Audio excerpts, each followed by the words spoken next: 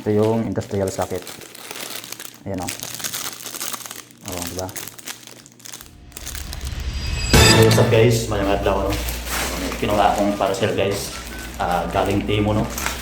So, itong parcel na to guys ay binili ko sa Temo. Gamit ko para sa aming maliit na sounds sa probinsya, no? Ayan. So, bubuksan natin to kung okay ba yung na-order natin. Ayan. XLR at saka pantay sa cable at saka electrical na socket, yung industrial. So, tara. Bubuksan na natin to guys. So, ito. Buksan na natin. Oh, nasugat pa yun, no? Ayan, ito yung pangtali ng cable. Ayan, 50 pieces to, tatlong kulay. Ayan, itim, apat pala na kulay to. Itim, blue, tsaka green, tsaka yellow. Ayan, ito siya. Okay din pala. Ayan, ito yung pangtali sa cable. Ayan, oh. Diba, maganda siya. Tapos, yung isa naman na binili ko ay itong XLR to eh. XLR male tsaka female. Pali ano din to. Pares na rin sapatos.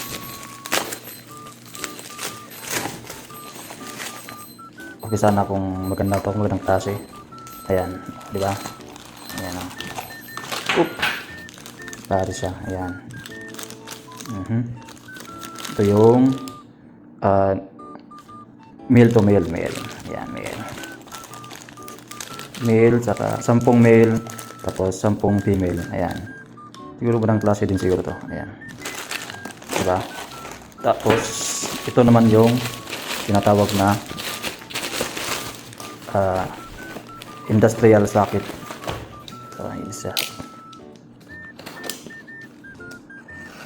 Sana okay din to.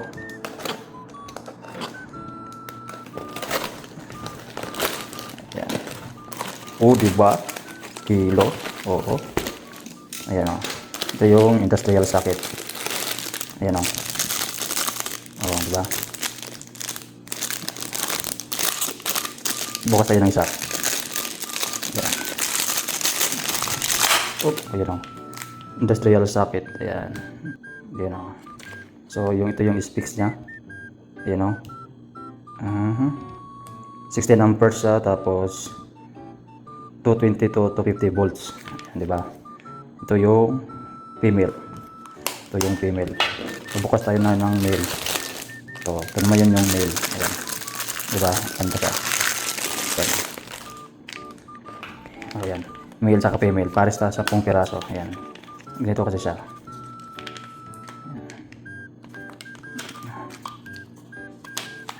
O, diba? Ganda tingnan, no? Ayan. Ito kasi yung itong malaki to. Ito yung ground. Tapos ito yung N1. Ayan. N1 line to. Ayan. Diba? Ayos. So, okay din pala yung Temo, no? Pag bumili tayo sa Temo, no? Ayos. So, 5 star ka sa akin, seller. Yes, ayos.